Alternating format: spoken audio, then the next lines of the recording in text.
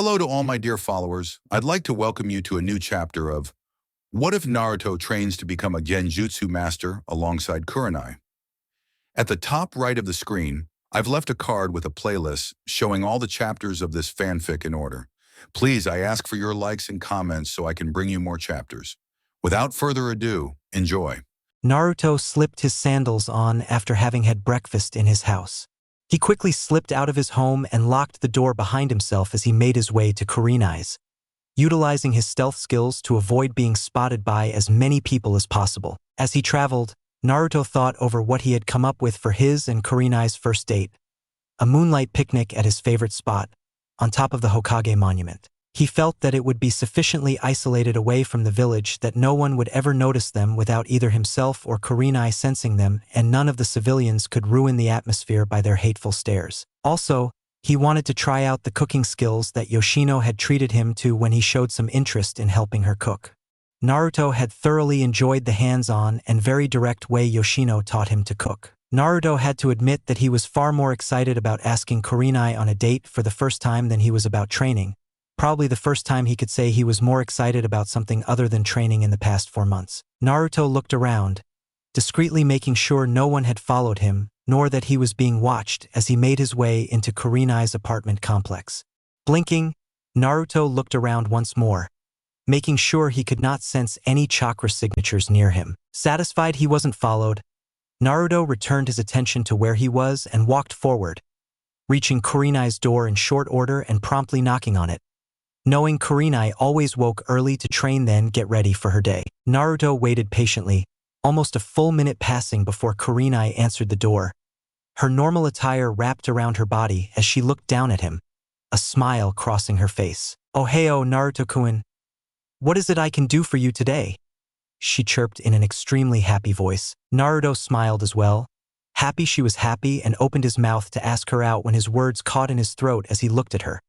A tense silence engulfed them as Naruto closed his mouth and opened it again, attempting to speak the words he wanted to, until, Ohio, Kurenai-sensei, how are you?"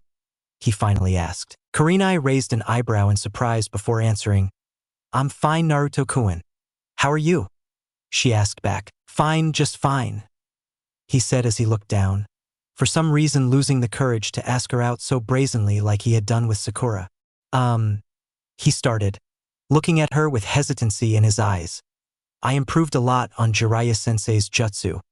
He was impressed, he said with a small and hesitant grin. Kurenai's lips pressed together, but she responded, "Very good, Naruto-kun.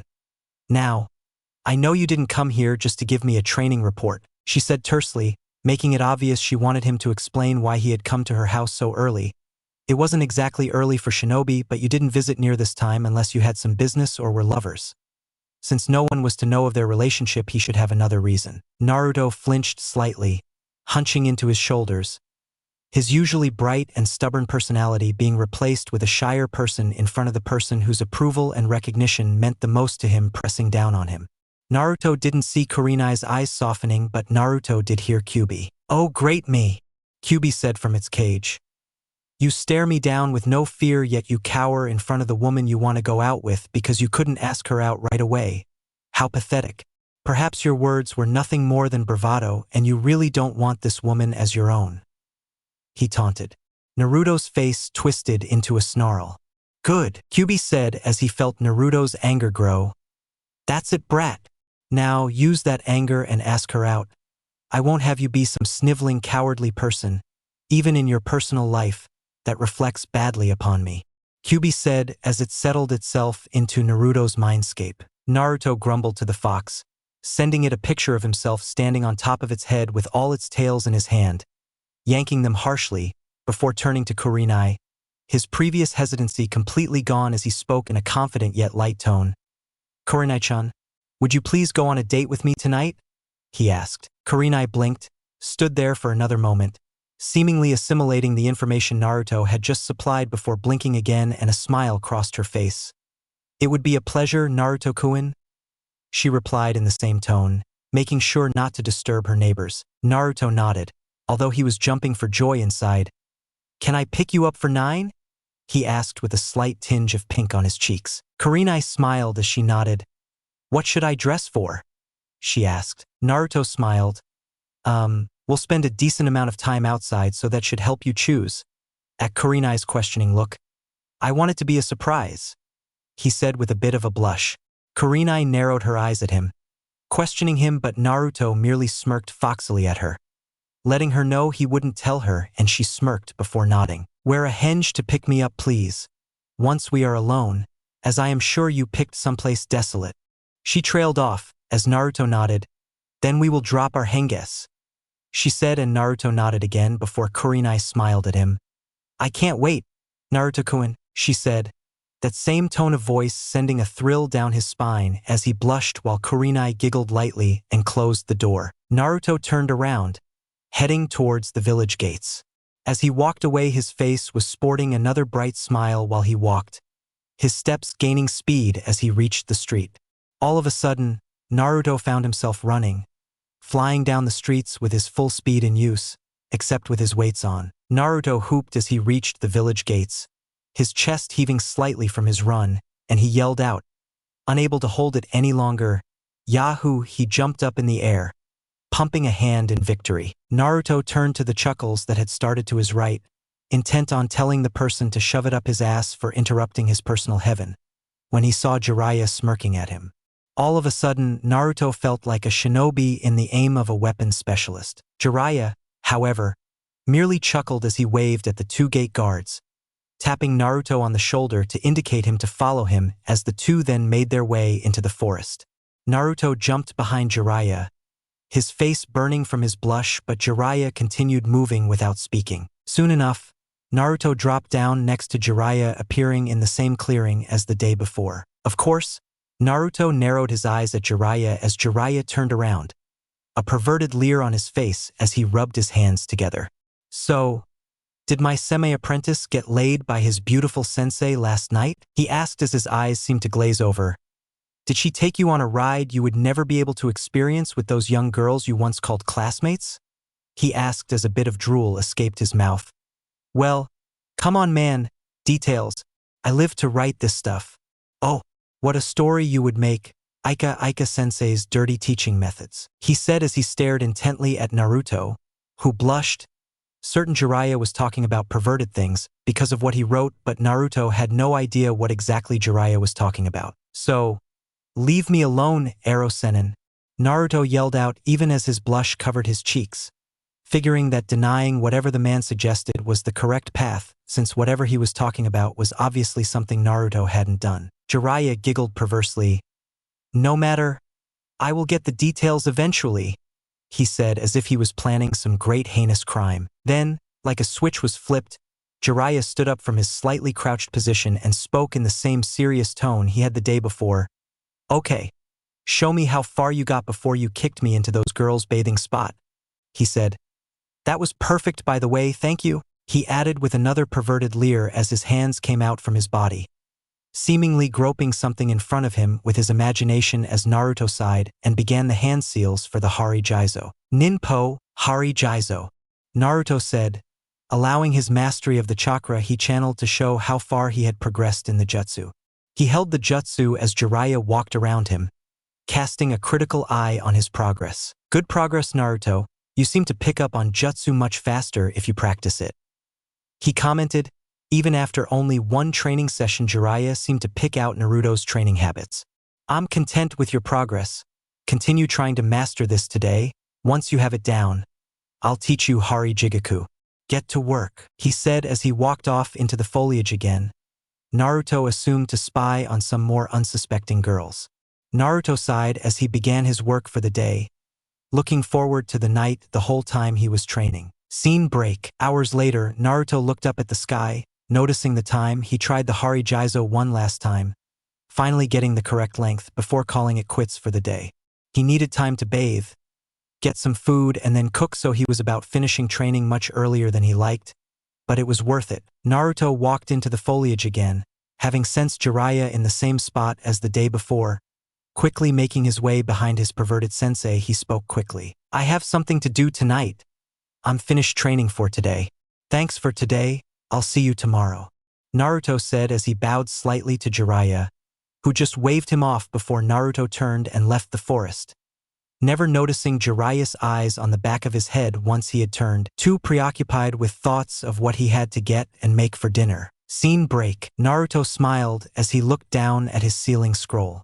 He had the whole dinner sealed inside and he was positive that he had done his best with the meal. He was actually quite proud of the food and thought it would be the best he had done so far. He looked at the time, seeing that he had about 20 minutes before he was supposed to pick Kurenai up. He checked over his outfit yet again, smoothing out the ripples in his kimono, the same black with orange swirls kimono that he had worn on his date with Ino, which caused him to frown as he thought of her. Shaking those bad thoughts away, he thought of how he felt about wearing this on his first date with Kurenai. Though he thought that the kimono suited him perfectly, he also felt sad about the fact that he only had this for formal dressing. Since he hadn't expected ever having a girlfriend any time in the near future, he hadn't bothered buying anything else that would be suited for a date with his girlfriend. At least that was how he felt. At the same time, Naruto had been surprised when the kimono had fit him as well as it did with his new physique. He had ordered some more kimonos, but they wouldn't be ready for a few weeks, so he was stuck with this until late next week. Naruto looked at the time again, noticing 5 minutes had passed since he had last looked. He grabbed the scroll, placing it inside his kimono.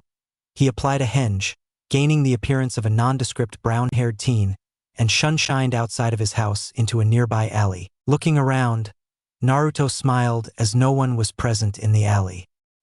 He exited the alley and made his way, leisurely up the street, towards Kurenai's apartment, enjoying the first time in his life that he wasn't glared at for simply being himself. Of course, Naruto was surprised when some of the civilians would actually nod towards him, acknowledging him as a fellow human while he walked along.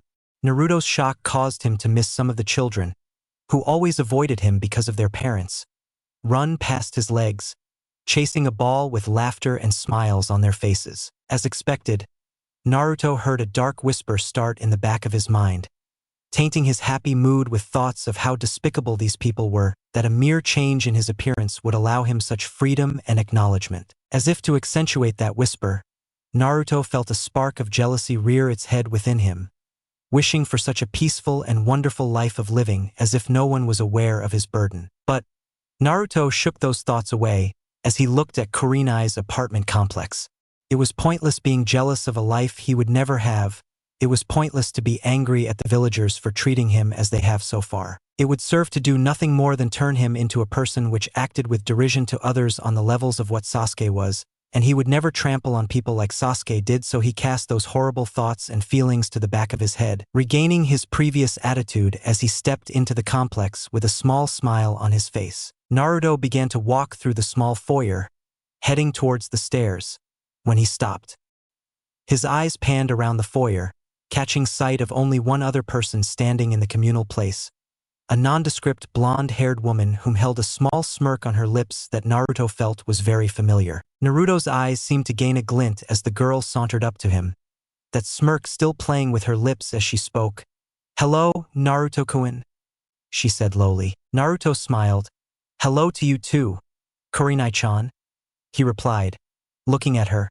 "Now, hazel eyes, are you ready?" he asked, holding his arm out for her to take. She nodded, her loose blonde hair flailing around her head a bit as she reached out, taking hold of his arm, and the two turned to the exit, a disguised Naruto leading the disguised Kurenai out onto the streets and into the growing dusk. Naruto and Kurenai walked in silence. Kurenai seemed to be looking around, curious on where Naruto was leading her, as Naruto smiled lightly, enjoying how she tried to guess where he was taking her. Naruto led her past the clan's part of the village. Reaching the edge of the forest surrounding the village, Naruto smirked as he took a stronger hold on Kurenai. Kurenai looked at him with questioning eyes as Naruto shunshined them up onto the viewing platform, about halfway up the Hokage monument. Kurenai stumbled for one step when they arrived, looking at Naruto with a bit of surprise before she turned her eyes to look around at the abandoned post. "I didn't know you could shunshin," she said. Her disguised voice sounded nothing like her normally celestial tones to Naruto's ears. He could almost hear Kyuubi gagging in the back of his mind from his thoughts. He quickly set up a mind block on the great beast as he turned his attention back to Kurenai's disguised face, which was now facing him. It wasn't hard to learn. The hand signs aren't exactly long and it takes a chakra control I now have, he said with a small smile. Kurenai nodded. She couldn't deny that. So, she said slowly, is this where you wanted to bring me? She asked. Naruto shook his head and dropped his hinge. No, we have one more shunshin before we reach there, but I wanted to show this to you, he said as he waved at the edge of the platform, drawing Kurenai's eyes. Kurenai saw that the sun was slowly dipping down on the horizon and figured out what he wanted to show her. But she turned back to see Naruto eyeing her hinge. She smirked lightly as she finally dropped her own hinge. Naruto figured Kurenai had liked what he wore as she had smiled lightly at him when he lost his hinge. He blushed slightly under her acceptance and eagerly awaited looking at what she would be wearing under her own hinge. As such, when she dropped her hinge, a soft gasp flew past his lips as he saw her.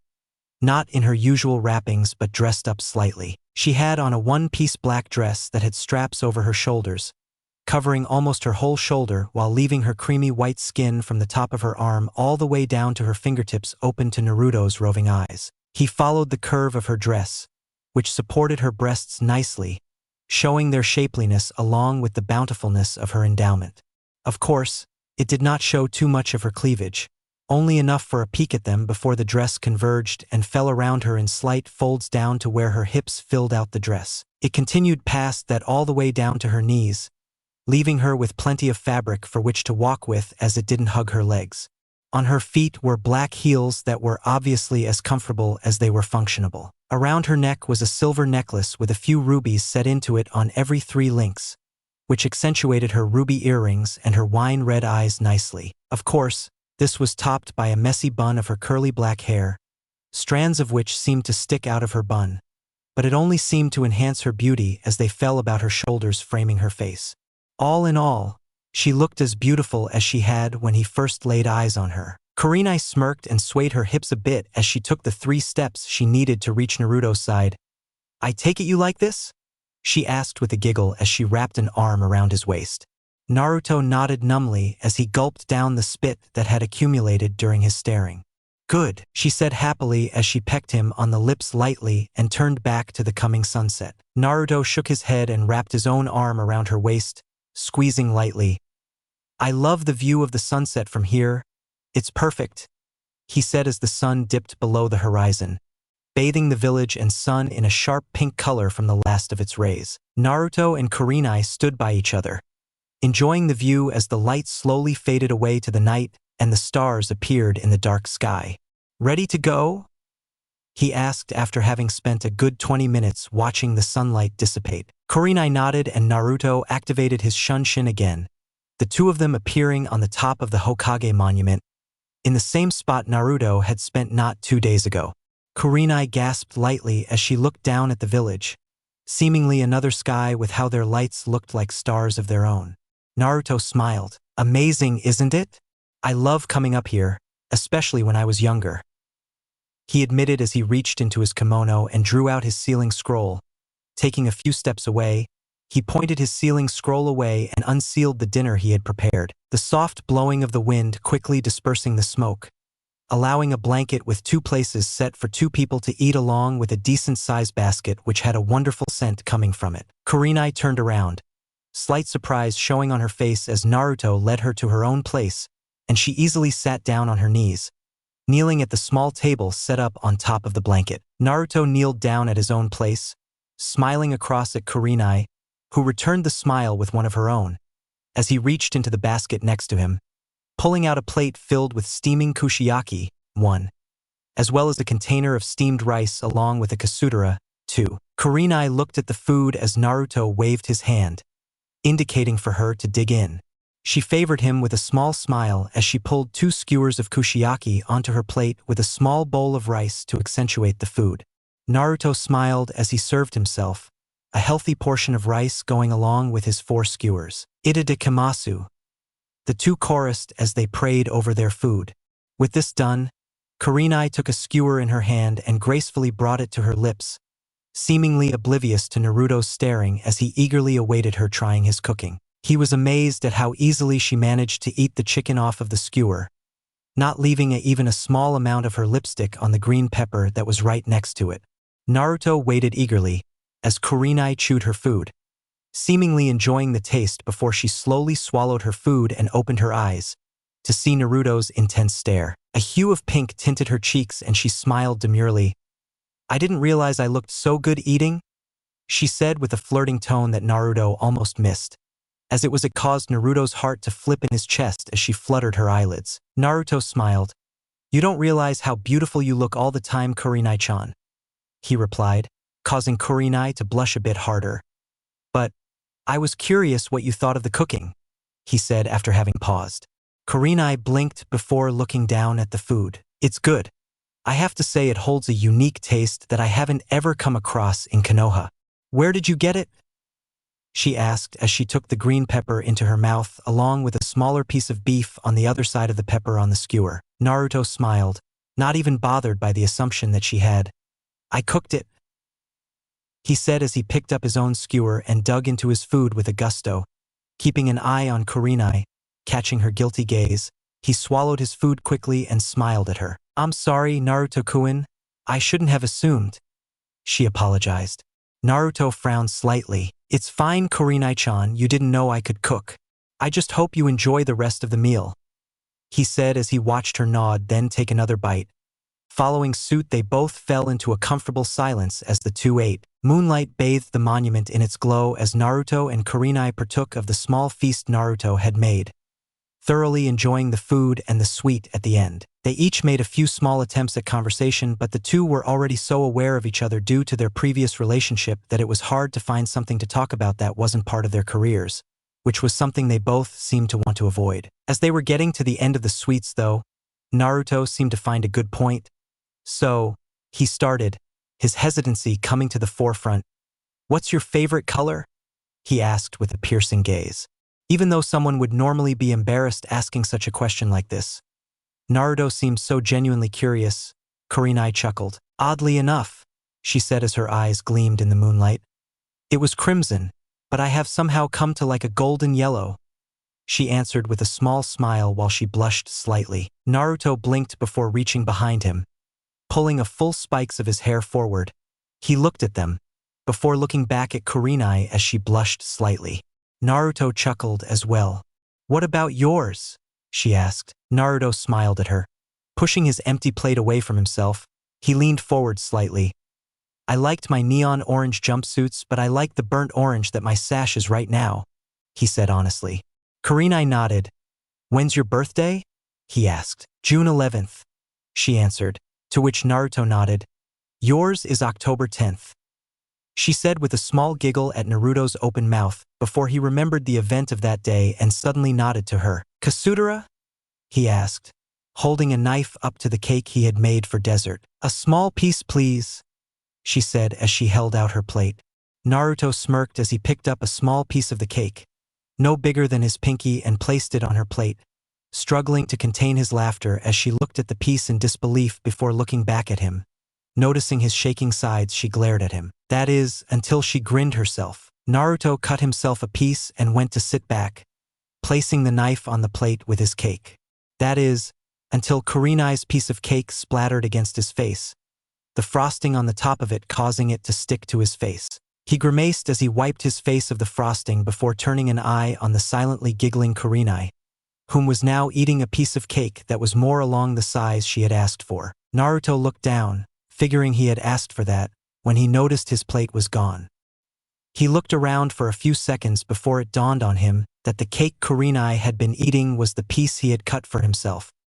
He looked at her, to see her place the last piece of cake into her mouth and visibly swallow the cake. Naruto's eye twitched as he watched her calmly wipe her face with her napkin, then slowly look up at him. The smirk that then graced her lips was the snapping point. "No one outpranks me," Naruto thought to himself as he launched himself across the table, tackling the surprised Kurenai. Naruto and Kurenai rolled, each trying to gain the upper hand as Naruto spoke. "Trying to outprank me. The prankster king from hell, huh?" he said as he rolled Kurenai onto her back. Kurenai smirked as she lifted her body, rolling Naruto's lighter body over for the final time. I can't exactly be dull if my boyfriend tries to pull one on me, she retorted as she straddled him. Looking down at his panting face with her own breath coming in slightly labored breaths, their little tussle having taken more energy out of them than expected. Of course, Naruto rose his hips, trying to jostle her off. Kurenai smirked wider as she leaned down after his third attempt to move her and sensually licked his cheek, her tongue catching the leftover icing he had missed, but more importantly, gliding over his whisker marks, causing Naruto's body to stiffen before he shuddered. Kurenai pushed herself back up so she could take a better look at Naruto's face, only to see a glazed look as she giggled at him. "So, your whisker marks are sensitive?" she asked. Naruto's only answer was a locking of the eyes as she bent back down, pressing her bountiful breasts against his chiseled chest and licking the little bit of icing that was hanging at the edge of his lips. She paused, letting him wonder what she was going to do before pressing her lips to his in a passionate kiss. Naruto grumbled in his mind as Kurenai teased him about his whisker marks before then teasing him with her semi-kiss. He leaned forward, hoping she would kiss him, and she answered him, their lips meeting in an explosion of passion as the two explored each other's lips. Naruto felt Kurenai's lips pucker slightly, and he took hold of her lower lip with his own and sucked on it lightly, knowing she seemed to like it as she moaned the last 2 times he did this. He was rewarded with yet another moan as she pressed herself slightly harder into his body. Naruto and Kurenai made out for almost 3 minutes under the moonlight before they parted, both of them smirking at their partner as they panted slightly. "I love kissing you," Naruto whispered between breaths as Kurenai's smirk turned into a smile.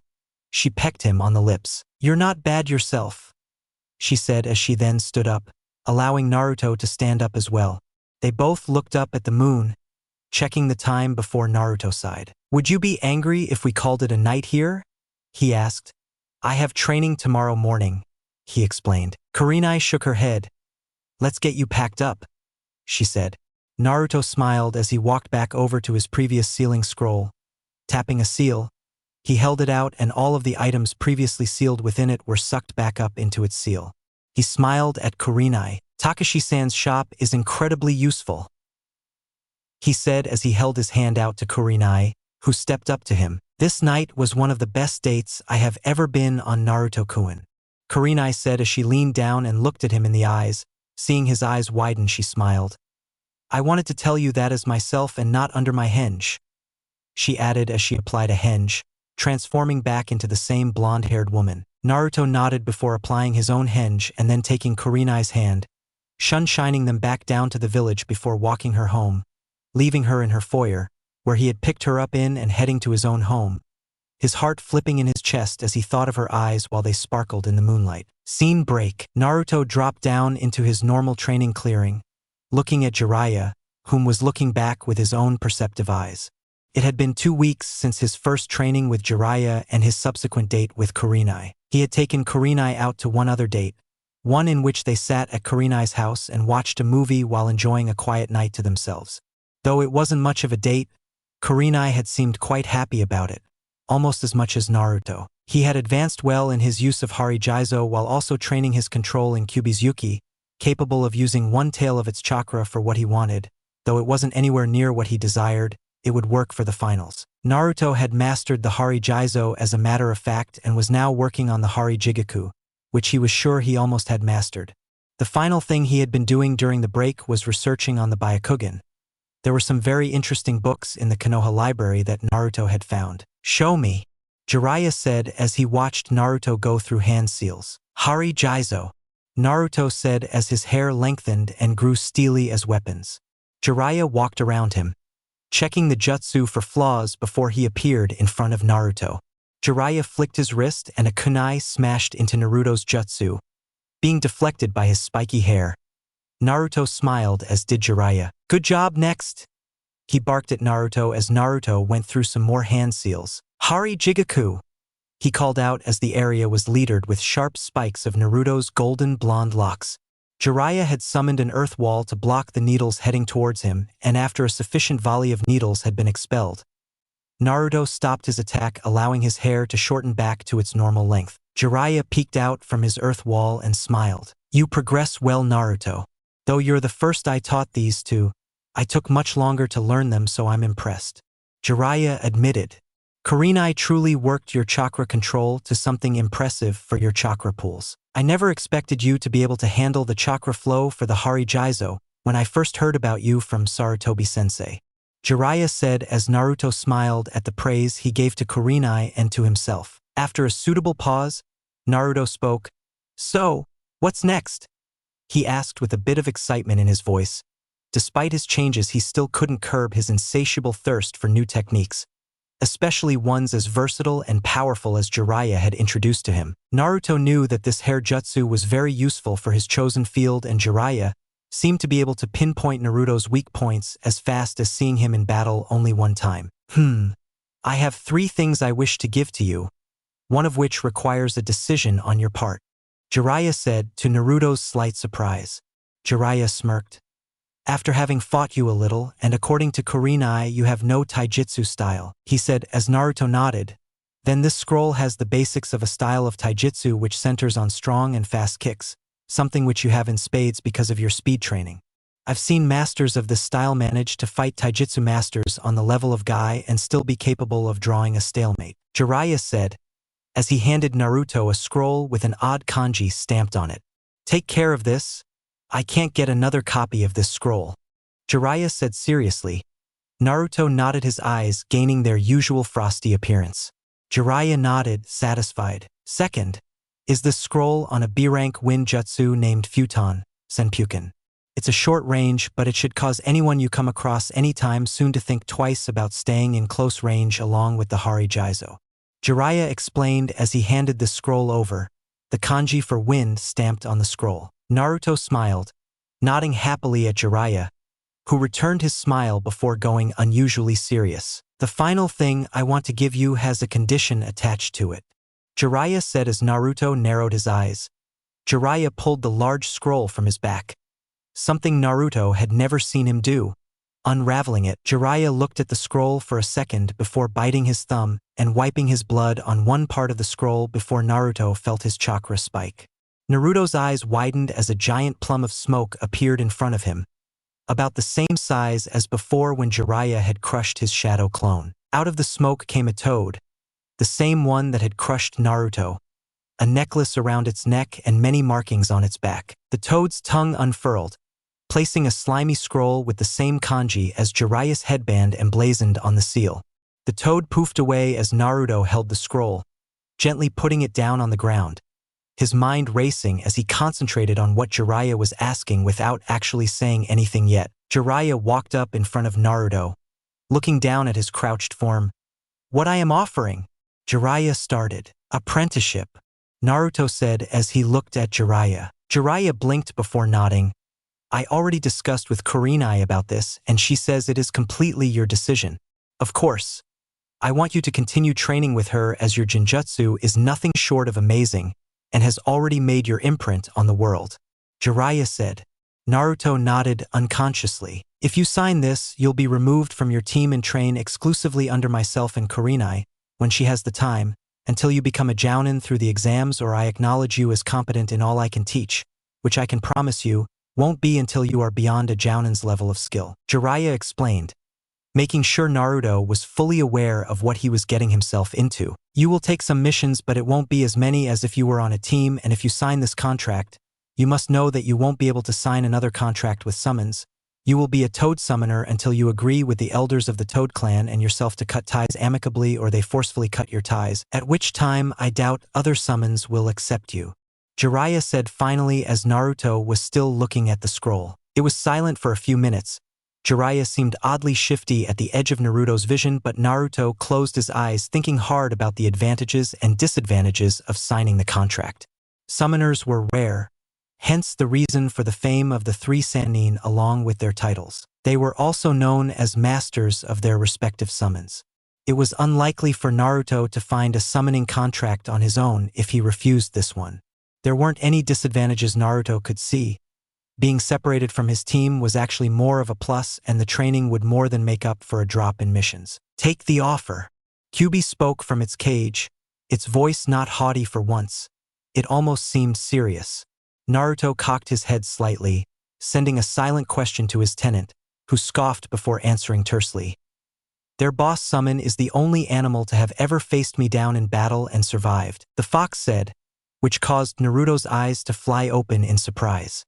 If it fought the fox and lived, then it meant the fox probably held a decent amount of respect, especially since it was actually admitting to not killing it. Of course, Naruto thought about Kurenai's feelings, but she couldn't take him as an apprentice and he would actually get more time to spend with her this way since Jiraiya was willing to work with Kurenai, unlike him not telling Kakashi. With his mind made up, Naruto looked up at Jiraiya, who was watching him with an almost anxious expression, again sending an odd feeling through Naruto, but he said, "Okay, I would like to sign it." He answered. Jiraiya seemed to relax under Naruto's gaze and answer, before a smile appeared on his face as Jiraiya instructed him to open the scroll. Unrolling the scroll, Naruto reached the last two names on the scroll and froze. There was Jiraiya's name, right before Namake's Minato written in blood with 5 fingerprints below his signature. Naruto turned a sharp gaze on Jiraiya after having blinked and checked the name again.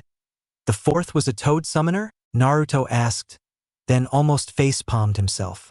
Of course he was. How else did the boss summon fight the fox and not lose? Not to mention the history books which always showed the fourth on top of a toad's head while facing Kyuubi. Jiraiya blinked before Naruto muttered, "Never mind. I sign this with my blood?" he asked. Jiraiya nodded and Naruto quickly but surely signed his name before placing his 5 fingers under his name and then rolled up the scroll, handing it back to Jiraiya. Jiraiya took the scroll, sealing it into another scroll before looking at Naruto. "Do you have a feel for how much chakra I used for summoning Gamma?" Jiraiya asked. Naruto nodded. "Good. Then all you need to do is bite your thumb and leave a little bit of blood. Make the hand seals. Board, dog, bird, monkey, then sheep. Then put your hand out to allow the matrix to spread out and summon your companion," Jiraiya explained. Naruto looked at his hand, checking for his still bleeding thumb. "Give it a try with about 5% of your chakra and we'll see how much more you need," Jiraiya said as Naruto nodded, beginning the hand seals. Naruto finished his hand seals and thrust his hand down on the ground.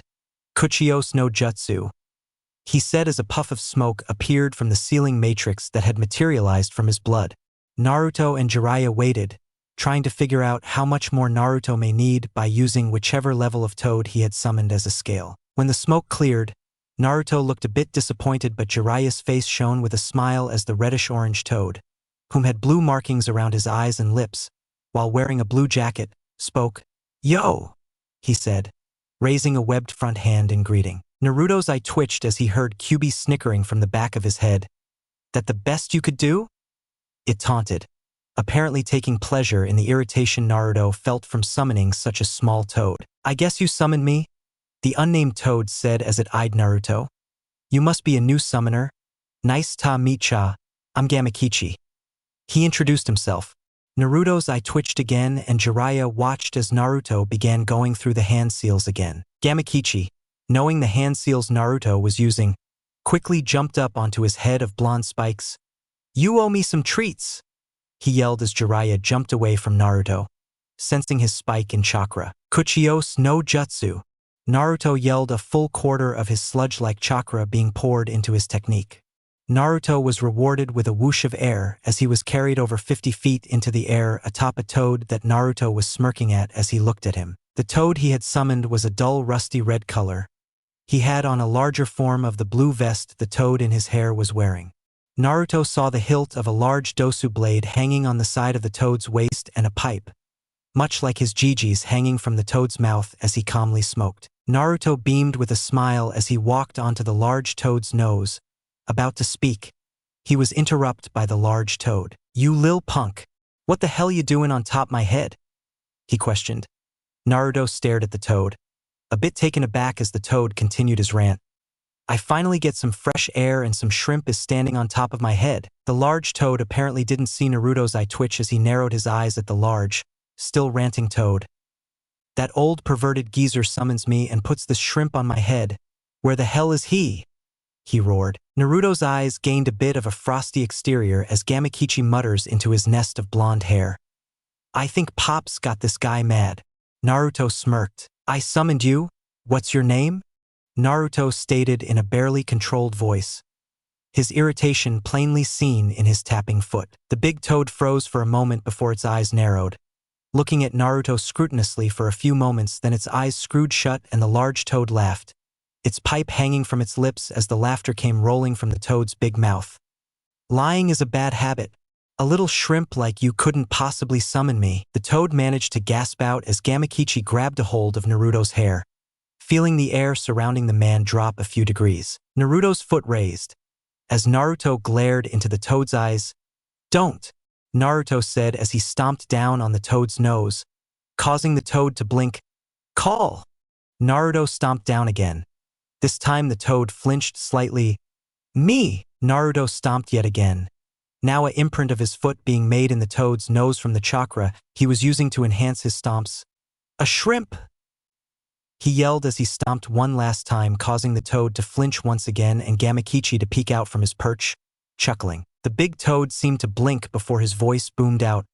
"Gamakichi, what the hell are you doing here?"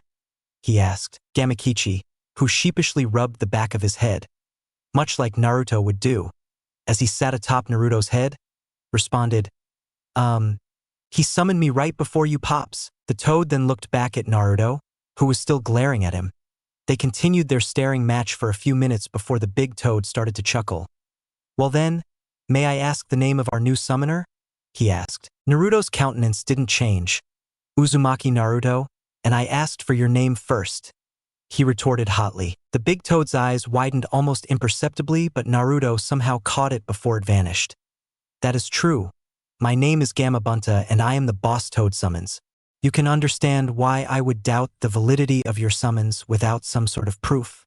Only 2 others have ever been able to summon me," the toad boss said, his way of apologizing Naruto figured. Naruto nodded. "Then you acknowledge me as a summoner?" Naruto asked, figuring that was what was needed. Gamabunta chuckled. "After a drink of sake with me, yes." The big toad answered. "Now where is that pervert Jiraiya?" he said as he looked around. "I have some business with him." Naruto closed his eyes, concentrating on feeling for Jiraiya. Of course, he realized Jiraiya had long since ran away when he summoned Gamabunta, since he couldn't feel the man's chakra signature within his sensor range. "Sorry, Gamabunta-san, but he seems to have run away when he realized I summoned you," Naruto said. Gamabunta looked at Naruto for a second. "You're a censor?" he asked, a hint of surprise in his voice. Naruto nodded and Gamabunta chuckled again. "Jiraiya sure picked a good one. Gamakichi, we should head home. Your mother is going to be worried sick if we are gone any longer," he said. Gamakichi nodded. Giving Naruto a 2-webbed salute, he poofed away. Gamabunta looked at Naruto and said, "Summon any of my kin when you need us and we will answer your call.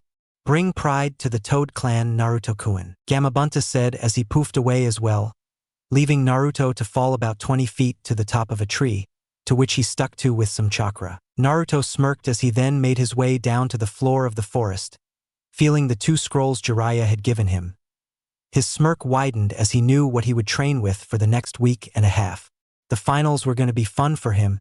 He could finally cut loose and show the clients exactly how skilled he was. Naruto and 8 other contestants stood within the Chunin exam stadium, looking at the milling crowds within the seats of the stadium. None of the competitors' faces expressed anything beyond apathy as they stood in the slight wind blowing across the wide area. Most of the eyes in the stadium weren't looking at the contenders though. Almost everyone was looking at the Kage box, a place which had not 2, but 3 seats for leaders of one of the 5 most powerful villages in the elemental countries. Within the Kage box sat 3 men, all radiating powerful auras that would cause lesser men to tremble in their presence. Flanking 2 of these men were bodyguards, not that they needed them. These men were 3 of the most powerful ninja in the elemental countries. The one seated in the middle of the 3 seats was the Hokage. The man on the left of the Hokage was wearing a blue set of robes that matched the sandames. On the tip of his hat was the kanji 4 wind, in blue, marking him as the Kazekage, the strongest ninja and leader of the shinobi village of Tsunade. The only thing you could see about this person was his beady black eyes, as the rest of his body was covered by his robes and a face mask that attached to his hat. He had 2 plain Tsunejounen accompanying him. Both had black hair and black eyes, almost seeming like twins as they wore the same attire and stood almost exactly the same way. To the Hokage's right was a burly man, rippling with muscles as he shifted in his seat. On his hat was the kanji for lightning in yellow, indicating this man was the leader and strongest shinobi of the village of Kimogakure. He was an oddity of Konoha. He had dark skin, almost to the point of being the color of chocolate. Blondish white hair presented itself as a mustache and small goatee. His white robes were open with no shirt underneath them, allowing Naruto to lay witness to his chiseled chest of muscles. Golden bangle bracelets adorned his arms, while a gold belt wrapped around his waist with the engraving of a boar. His pants were a dark gray color that reminded Naruto of his own clothing. Behind him were his two bodyguards, one of which immediately caught Naruto's attention. This one was another dark-skinned person with blondish white hair as well as a goatee. This person also didn't wear a shirt under what must have been Kumogakure's version of a vest, one which completely covered his stomach but reached up over his left shoulder to strap to the back, holding it up by the single strap. His arms were just as muscular as, if Naruto had to guess, his brother's, while he had 7 swords strapped to his back, causing Naruto to raise his eyebrow. His eyes were blocked by black sunglasses and he had 2 tattoos, one on the upper right shoulder reading, Iron, another that sat on his left cheek which looked like a bull's horn. He had on shin guards along with wrist guards and a white scarf as well as a white Hittite ribbon. Naruto felt an odd chakra signature coming from him, something that felt akin to waves crashing along a beach, like the ones he had seen in Wave. The other person was someone who looked to be about Yugito's age. The young woman was blonde-haired with a stoic face that Naruto thought looked in place along an Aburame's face. Her blue eyes surveyed the area with an intense scrutiny Naruto found he thought would make her a very good Genjutsu user if she were so inclined. She had on a gray shirt with mesh underneath which cut low, revealing quite a bit of cleavage that Naruto was sure couldn't be matched by almost anyone in Konoha. They were definitely the biggest he had ever seen. He shook his head, reminding himself that he was with Kurenai, and he almost thought those breasts were too big. He finished taking in her attire, which consisted of a short skirt, a modified flak jacket which covered her stomach and the strap which held her tanto. She wore red handguards and high boots to finish off her look.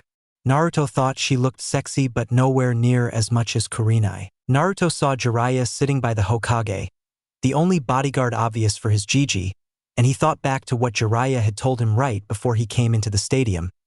Don't use the summoning technique unless absolutely necessary, Jiraiya had said. Naruto had frowned, but agreed. Besides, he wouldn't need them unless he fought one of the Jinchuriki and they managed to call something he couldn't deal with. Naruto watched as Hayate shunshined into the Kage box and the mutterings in the crowd fell to a minimum as Hayate whispered something to the Hokage before conversing for a few seconds, then shunshining in front of the contenders. He looked at them for a moment before smirking.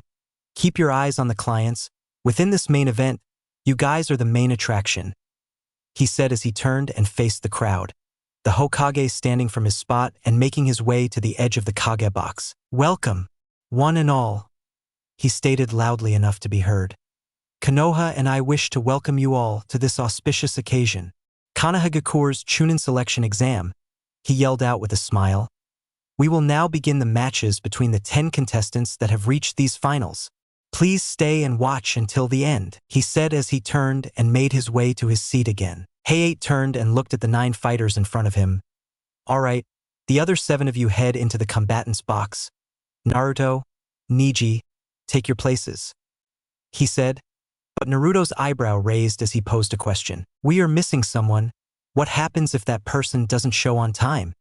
He asks. Hayate fixed him with a stare that had the impression of, you can't figure that out, stamped in it, but he replied, if he doesn't show by his match, he will receive an automatic default loss, he said. Also, the rules are the same as the prelims, just so I don't have to explain that too. He smirked as he coughed and the others filed away as Naruto shot a glare at Hayate. Hayate looked between the two, Naruto's blue eyes growing frosty as he stared into Neji's impassive whites. He smirked as he caught wind of the mutterings in the crowd. First match of the finals. Hyuga Neji versus Uzumaki Naruto. Begin, he yelled as he jumped back. A soft breeze picked up as the 2 genin stared each other down. Neji had activated his Byakugan in an attempt, Naruto assumed, to intimidate and try to get into Naruto's head. Naruto's own eyes, however, were glaciers of ice as he stared back at his opponent. With his new arsenal of jutsu and that taijutsu style, Naruto was sure of his capability to fight Neji. The crowd shifted in their seats as the wind died down. Neji smirked, getting into his gentle fist-style stance and spoke.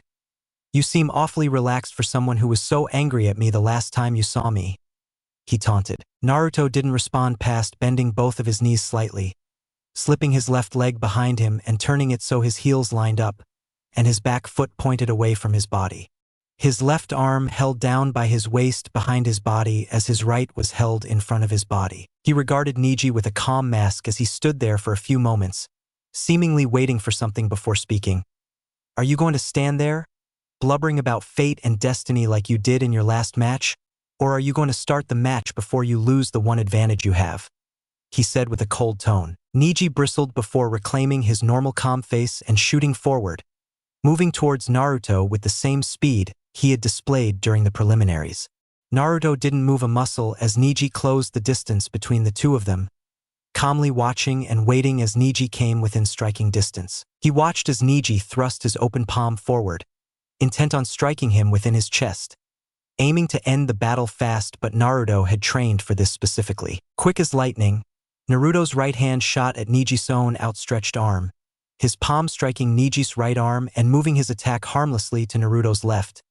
Neji's surprise wasn't even registered as Naruto's hand then grasped the arm he had just deflected. Naruto shifted his body's weight, shifting from his back right foot and twisting his body so Neji's outstretched arm was now over his right shoulder. His left arm came up, gripping Neji's arm at the same spot, and Naruto pulled down on his arm, while simultaneously sweeping his left leg out, causing Neji's legs to be swept from under him and resulting in Naruto flipping Neji onto his back, dazed as he looked up into Naruto's icy blue eyes. The entire stadium stared in shock as a Hyuga was just beaten in a very short and concise taijutsu battle. Naruto breathed out slowly as he stood, letting go of Neji's arm and taking a few steps back. He watched as Neji stood, coughing up a bit of blood while glaring at Naruto. "That was a lucky shot," he said as he looked at Naruto. Naruto didn't respond yet again as he formed a hand sign. 15 Kage Bunshin appeared on the ground next to Naruto. Without a word, each of the clones charged forward, Naruto's stance not present in any of them, but they each moved with a grace that any who had watched Naruto during the preliminaries would note had not been there. The Narutos surrounded the cautious Neji, his Byakugan active as he stared down the clones. Without warning, the clones struck, for running forward together as the rest staggered themselves, allowing the first 4 clones to attack without hindrance of their numbers. The clone in front of Neji attempted to launch a quick kick into Neji's side, but he caught the clone's leg and dispelled it with a quick burst of chakra from his fingers. Naruto watched as his clone went up in smoke and the clone behind Neji closed in. Its attack launched as it set itself behind Neji. Its leg came up and towards Neji's unprotected opposite side. However, without looking back, Neji ducked down under his clone's attack and swung out with his arm, dispelling that clone and simultaneously causing one of his clones to jump back to avoid being dispelled from his continuing attack. Naruto's eyes narrowed as he took that in. He knew that the Byakugan was good, but he didn't expect it to allow Neji to see out the back of his head. His clones continued their attacks, his style of kicks being obvious to all who watched as Neji slowly but surely, and effectively Naruto added himself, dispelled his clones. Naruto saw and felt as his final clone was dispatched. Neji took a deep breath and looked over at Naruto. Resuming his stance, Neji then dashed forward, intent on hitting the real body before he could make more of those annoying clones. Naruto resumed his stance as Neji rushed him, quickly setting himself, but he wasn't fast enough. Neji's hand shot forward, through Naruto's incomplete guard and struck his chest. The entire stadium seemed to stand still as Neji's fingers remained pressed to Naruto's chest. For a few moments, the whole world seemed to hold still until Naruto coughed up blood and stumbled away from Neji's form. Neji drew himself up, taking another deep breath as he turned a condescending stare onto Naruto. "Can you see the reality of your life now?" he said as he looked at Naruto. "I heard you back when we were in the academy, loudly proclaiming you would be Hokage to all who would listen." Neji's face turned into a sneer.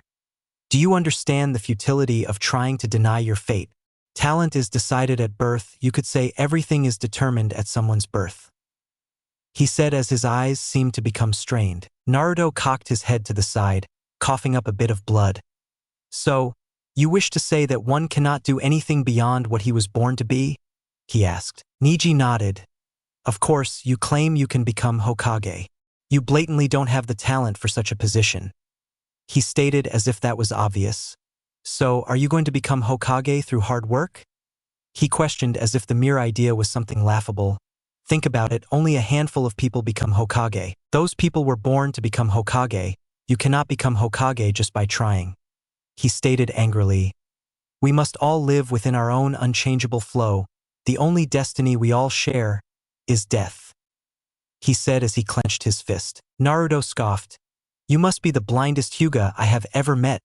You haven't even realized you were in a Genjutsu.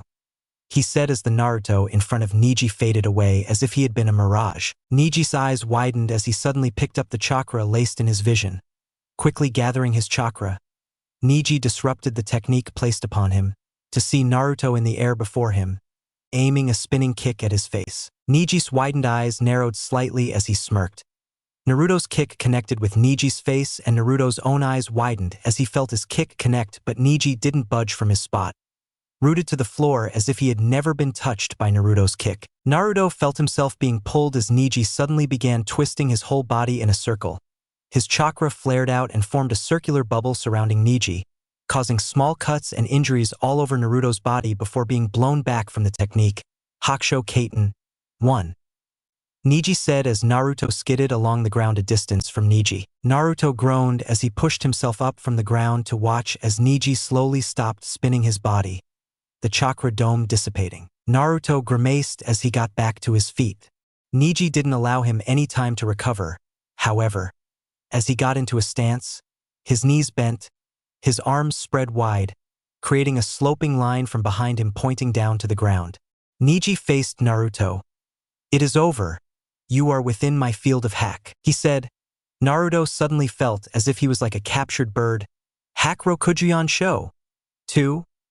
Neji said confidently as he dashed forward, his fingers poking forward at Naruto's beaten body.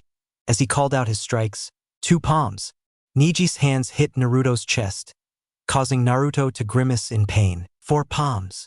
Neji said, his hands starting to increase in speed as his strikes grew more furious. 8 palms. Neji's hands blurred, striking Naruto all across his torso and causing some blood to fly from Naruto's mouth. 16 palms. Naruto's body seemed to raise up off the ground, the speed and devastation of Neji's attacks lifting Naruto's body. 32 palms. Neji shouted, his hands blurring even faster as his strikes moved to encompass Naruto's arms.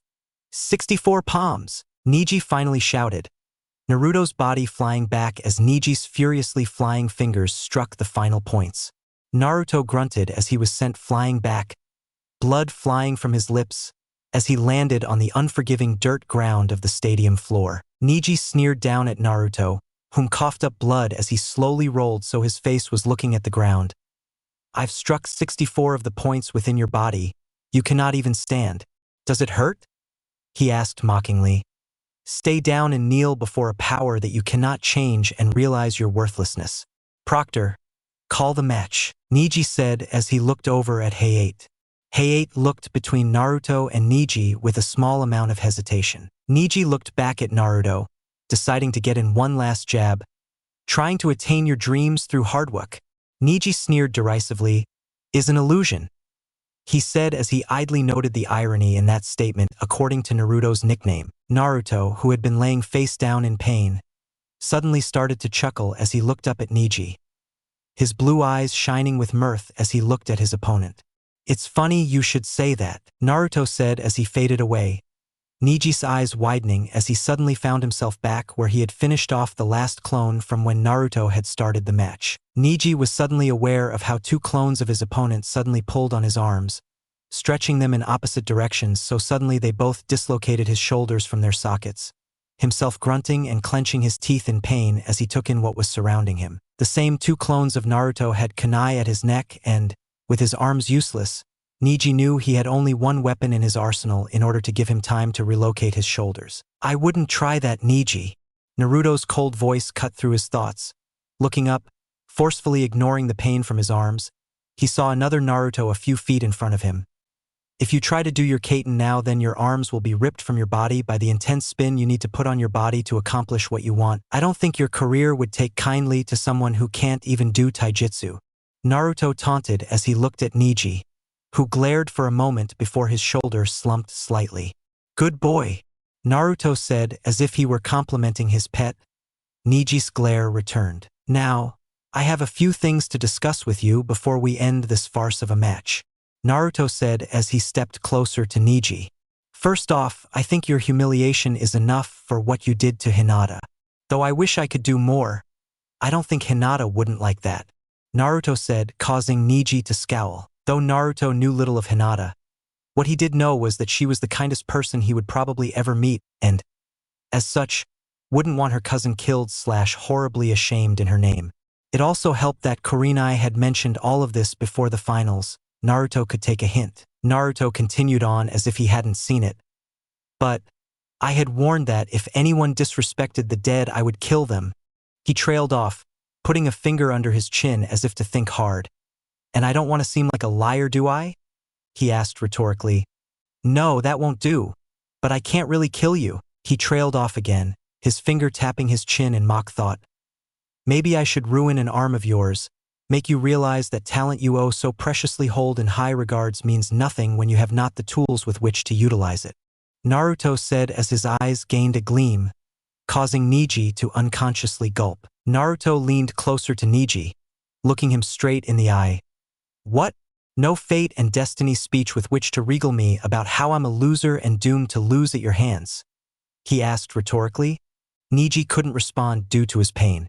Perhaps this will show you exactly how much hard work gets you in this world, Hyuga Neji. You, a genius of skill versus me, a genius of hard work, you see who the clear victor is, Naruto said as he waved his arms between the two of them. You know nothing. Neji spat at Naruto before his face returned its usual agony as he was starting to become numb to the pain. Naruto shook his head. I know all about your past. Kurenai-sensei told me after hearing about it from Hinata. Though I can see why you hate the main branch, there is no reason for you to hate Hinata, he said, causing Neji to scowl. It is all her fault. She is the reason my father is dead, Neji yelled. Naruto shook his head. She was 3. What did you expect her to do? He retorted. Neji still glared at him. It doesn't matter. You could never understand, Neji said with a snort. You could never understand what it means to be burdened with a symbol you could never be rid of, he yelled angrily. Naruto's blue eyes become as if glaciers, his mocking tone turning steely cold as he replied. Flashes of his lonely childhood and the betrayal he felt from his Gigi appearing before his eyes. Yeah, I can.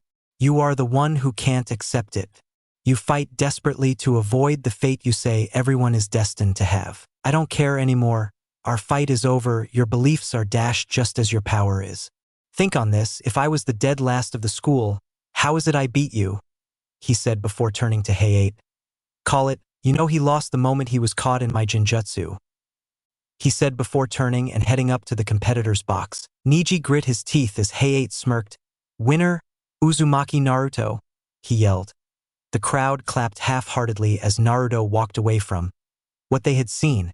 An unimpressive humiliation of Neji. Scene break. Up in the Kage box, right as the match started, the Raikage sat forward, showing much more interest in the fight compared to how relaxed he had seemed since he had arrived. Both the Hokage and Kazekage raised eyebrows as they looked over at the Raikage. It was the Hokage whom spoke first. Naruto-kun interests you, Raikage Dano? The Sandaime said with a small smile, seemingly happy about his adopted grandson's fame and recognition. The Raikage didn't even spare the Hokage a glance as he responded, his voice gruff and deep.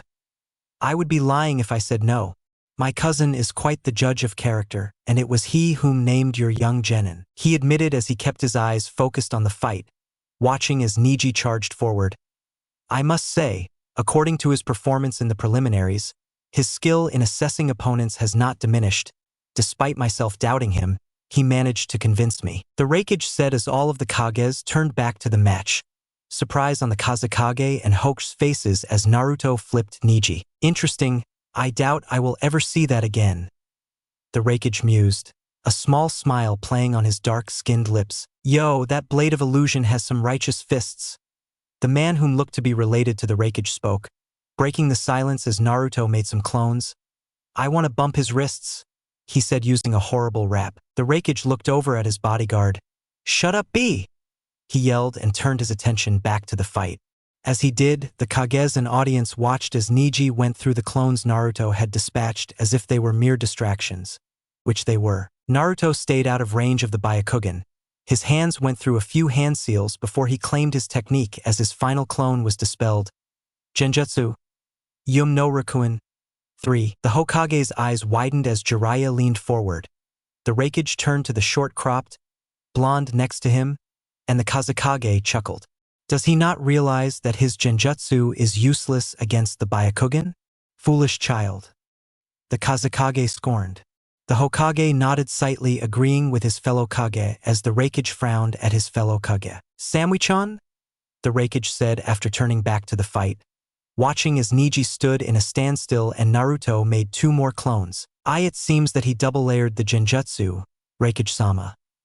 The woman, Samui, finally spoke, drawing the Kages and their bodyguards' attention, as well as the judges.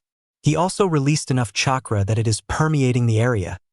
She cocked her head to the side, her blue eyes coldly focused on Naruto's calm stature down in the arena. I believe this is what is confusing the Byakugan user into believing that everything he is seeing is the truth and not a part of the Genjutsu because of the massive amounts of chakra in the area even without the Genjutsu affecting him. Samui analyzed her opponent carefully.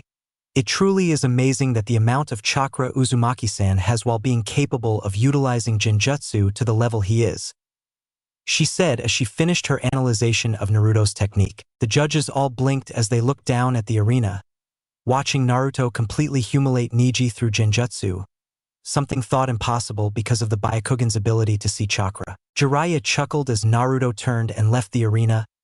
Amazing. He's even more talented than I thought, he said from his seat.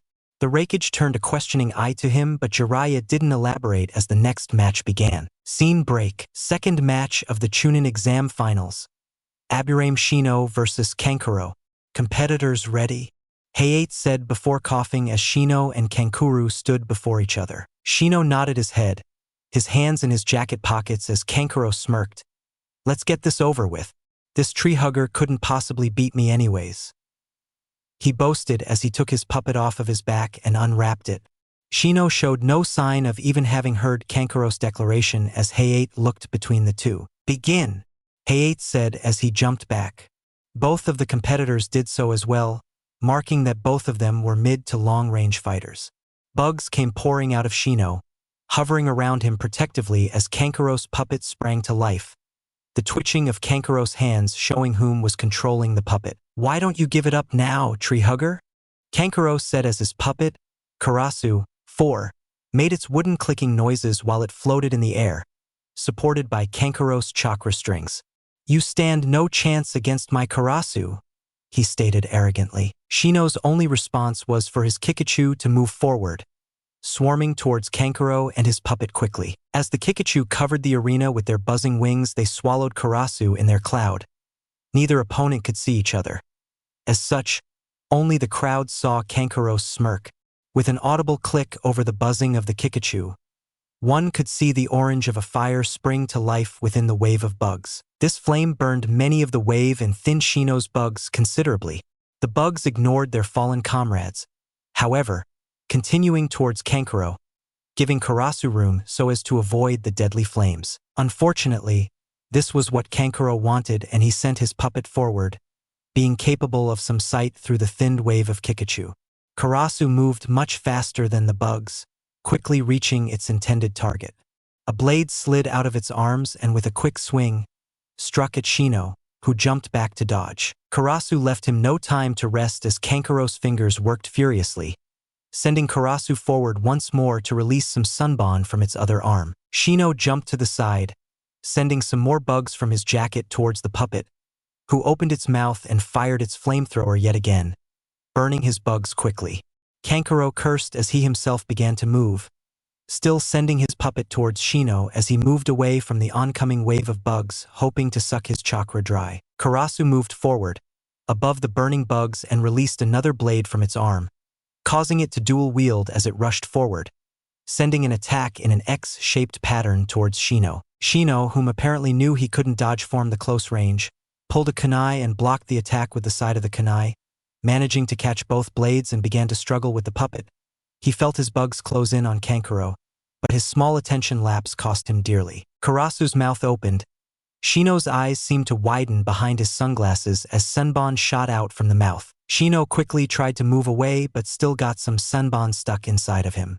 Shino landed from his dodge, looking warily as Karasu closed its mouth.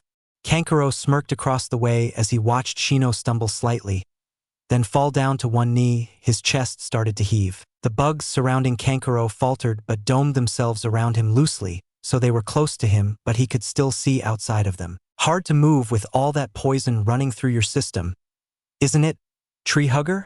Kankuro sneered as he twitched his hand, raising one of the senbon he had cast at his opponent, a purple liquid dripping from the end of the tip. That poison will completely immobilize you within moments, but just to be sure, Kankuro said as his hand twitched again. Karasu moved forward, its chest cavity opening and moving towards the twitching Shino, and quickly engulfed him within its chest. "It's over, surrender," he said as parts of Karasu broke off, its head, arms, legs, and 3 other pieces breaking off and floating above the bloated chest cavity of its main body. The tips of these pieces were blades with even more poison dripping down from them. "You can't escape, Karasu, and I can easily kill you with even one of these blades," Kankuro said as he turned to Hayate. Hayate coughed once before yelling out, "Winner, Aburame Shino." The crowd blinked, as did Kankuro, before a furious expression crossed his face. He opened his mouth to yell at Hayate and dispute his claim when he suddenly fell face forward. The crowd's eyes widened as Karasu was suddenly lifted from inside, and the real Shino stepped out from behind the single tree on the landscape. "Your arrogance was the cause of your failure," Shino stated. "Do not assume you have won before the match has been called, especially when you haven't even researched the abilities of your opponent," Shino said as he pushed his sunglasses up his nose. "Your puppet never even reached me, only my clone," Shino said as he looked into the glaring eyes of Kankuro, whom could barely move. Shino turned and headed up to the competitor's box as Kankuro was raised onto a medical stretcher. The crowd clapped a bit more heartily since it was someone they could respect, unlike Naruto. Shino didn't pay any attention to the applause as he walked up the stairs and into the competitor's box. He looked around and noticed Naruto and Shikamaru standing together, watching from the open balcony. Rock Lee was close to them as well. Tamari was standing on the opposite side of the balcony, watching the matches with a keen eye as Gaara sat in the only available sofa. Yugito, oddly enough, was staring at Naruto from the wall she was leaning against. Not glaring as she had been throughout most of the preliminaries, but staring at him as if she was trying to figure him out. Shino walked close to Naruto before sagging like a sack of potatoes, Naruto catching and steadying him quickly. "Got you with that flamethrower combo, didn't he?" Shikamaru asked as if it was a statement. "Troublesome," he muttered as Shino didn't reply, too busy breathing heavily and hoping his bugs would be capable of purging the toxin from his system before his match against Naruto. Naruto slowly lowered Shino to the floor, allowing him to rest his back against the wall they were close to and rest. "Do you need a medic?" Naruto asked. When Shino shook his head, Naruto's eyes narrowed slightly in concern, but he nodded nevertheless. "I'll wake you for our match if you go to sleep. Rest," Naruto said as he looked at his comrade's slightly flushed face. Shino nodded and his head fell down to rest on his chest as he recovered. Scene break. The third match of the Chunin exam finals will now commence. Would competitors Uchiha Sasuke and Tamari please report to the arena floor? Hayate called out through his coughs. The entire crowd burst into cheers at hearing their favorite name. At least all of the Konoha crowd did. The clients and opposing shinobi all narrowed their eyes or sat forward, eager to see Konoha's supposed prodigy. Tamari calmly grabbed her fan and jumped atop it, floating slowly down to the arena floor as the crowd continued their cheers, hoping for a more impressive fight than the previous two. Naruto closed his eyes, stretching his senses to the maximum to detect his current, and hopefully soon, former teammate. Shrugging that thought off, he concentrated on his senses. His eyes opening after a full minute had passed and the murmurings in the crowd began. He shook his head. It would seem Kakashi's habit of being late has rubbed off on my teammate. I wonder how Gigi will hand this. He thought to himself, troublesome. Shikamaru muttered, causing Naruto to turn an eye on him. Shikamaru shook his head. Your sensei is going to have one piss genin on his hands when he makes Sasuke lose his chance to be promoted, he replied, to which Naruto grinned slightly. Scene break. Up in the Kage box, an ANBU appeared next to the Hokage, whispering into his ear. The Hokage's aged face took on a frown as his eyes roamed the arena floor. Once his ANBU was done with his report, he stood and saluted the Hokage before leaving using Shunshin. It would seem, the Hokage stated as he leaned forward slightly, his dark eyes troubled, that Uchiha Sasuke is nowhere within the walls of Konoha. He said sadly. He will have to forfeit, he said as he signaled Hayate, whom was standing there, to go give his verdict. Hokage Dano, please reconsider. The Kazekage said as he sat up, speaking in his normal voice. The Hokage and Raikage turned a questioning gaze onto the man, whom cleared his throat before continuing. Many of the lords in the stands have come to these exams for the express reason of seeing the last Uchiha in combat. To not even allow a fight would be a grievous insult to our clients. The Kazekage said in an attempt to keep Sasuke's match. Perhaps we should merely postpone his match as to allow him some time to arrive here, he suggested. The Raikage and Hokage frowned. If he is not here on time, then he is not trustworthy, Samui stated coolly. If he is untrustworthy, then he is not worthy of the title Chunin and as such, would be a farce to allow him to fight within these exams, she said with a hint of steel in her voice. The Raikage nodded. I agree. If the little brat isn't capable of showing up when he's supposed to in this exam, who's to say we could trust him upon the battlefield? Arrogant brats that think the world revolve around them get themselves and others killed first, he said as he sat back. The matter settled in his mind. Have him forfeit then, but allow him to fight an exhibition match at the end, Jiraiya suggested with a shrug of his shoulders. The brat may be late, but the point Kazekage Dano has made is completely valid. But if he fights the winner of this tournament with no chance of promotion, then it won't be a problem, he said, causing a gleam to enter the Kazekage's eyes. Of course, you allow a small intermission from the end of the tournament to allow the winner to recuperate from her fight so as to make it as fair as possible, he said with a glance to the Hokage. The Raikage looked displeased but nodded his head, indicating he accepted, as did the Kazekage. The Hokage smiled slightly. Good then, inform the crowd please, Hayate-san, he said as Hayate bowed and shunshined away, announcing it to the crowd, whom were displeased at first before being pleased at having their long-awaited match. Tamari shrugged as she trudged back up the stairs, having automatically won her match due to Sasuke's forfeit. Scene break. The fourth match of the Chunin exam finals. Competitors Nara Shikamaru and Ni Yugito, please report to the arena floor for your match, Hayate yelled out. Yugito turned and made her way down the stairs as Shikamaru looked at his opponent warily. Troublesome, he muttered as he turned and walked towards the stairs as well, shaking his head at Naruto, whom was looking concernedly at his friend. Naruto nodded, understanding Shikamaru's silent message of he had a plan, which in Shikamaru's case meant that he had several hundred plans he could try out and was willing to do so. Shikamaru and Yugito stood across from each other on the arena floor. Yugito's eyes were ablaze as she glared at Shikamaru. Naruto idly wondered why that was as Hayate spoke again. Contestants ready? He asked. Both of them nodded and he brought his hand down. Begin, he said as he jumped back. I haven't forgotten that women comment Shikamaru-san. Yugito spat as she activated that same jutsu she used against Kiba, her hands and feet bursting into blue flames eerily reminiscent of a cat's. Naruto felt Gaara's ire raise behind him as Yugito accessed a small portion of her Biju's chakra. He also felt Kyuubi stir within him. Done embarrassing that pale-eyed gaki already? The Kyuubi asked as it shifted. Not to say that I'm surprised. You do have myself sealed inside you, boosting your intelligence, whereas that monkey has nothing but your pitiful excuses of peanuts that you call brains. It yawned as it settled itself. Naruto grunted back, not feeling the need to argue with the Kyuubi over his intelligence. The beast had quickly proven it had a very wide and diverse range of vocabulary that Naruto could never hope to match. "Ah, Nibi-chan is active. How is that container of hers faring?" it asked, the barest hint of interest in its voice, as if it was considering asking the question as it asked. Naruto turned his attention back to the battle, which had quickly progressed into a dodging fight as Yugito would rush forward, attempting to catch Shikamaru off guard, only to dodge back and cause his Kage main Jutsu 5 to overstretch itself. Naruto sighed. She is putting up a good fight, considering Shika's intelligence, but if it stays like this, she will run Shika out of chakra. He responded to his tenant.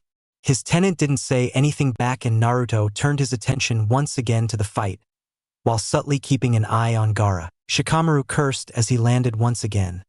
Having only just barely dodged Yugito's latest attack, he quickly batted at his flaming sleeve.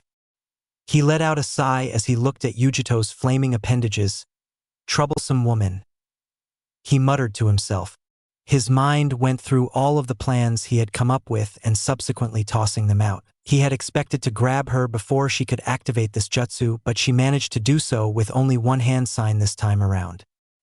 He cursed again as he went through a few hand seals and sent his shadow forward, causing Yugito's advance to falter yet again as she dodged his shadow. However, instead of jumping back, she jumped to the side and rushed forward again. Shikamaru's eyes widened as she got within striking range, her flaming paws coming in an arc towards his face.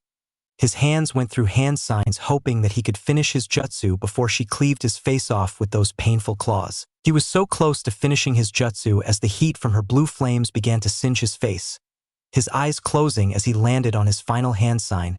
Hoping that his technique took effect fast enough, he whispered, "Kage Shibari no Jutsu 6. The entire crowd seemed to hold their breath as Yugito smirked.